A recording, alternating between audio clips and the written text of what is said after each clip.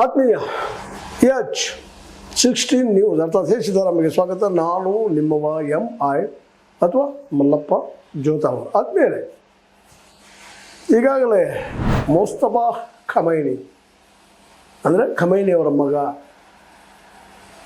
ಈ ಧಾರ್ಮಿಕ ಲೀಡರ್ ಅಥವಾ ಪರಮೋಚ್ಚ ಲೀಡರ್ ಇರಾನ್ನದ ಆಯ್ಕೆಯಾಗಿದ್ದು, ಜೊತೆಗೆ ಅವರೊಬ್ಬ ಉಗ್ರವಾದಿ ಅನ್ನುವಂಥ ಹೆಸರು ಪಡ್ಕೊಂಡಿದ್ದಷ್ಟಲ್ಲ, ಅಮೇರಿಕೆಗೆ ಅಥವಾ ಇನ್ನುಳಿದ ರಾಷ್ಟ್ರಗಳಿಗೆ ಒಂದು ರೀತಿಯ ಬೆದರಿಕೆ ಒಡ್ಡು ಮಾತನ್ನು ಅವ್ರು ಮಾತಾಡಿದ್ದು ಅಷ್ಟ ಸತ್ಯದ.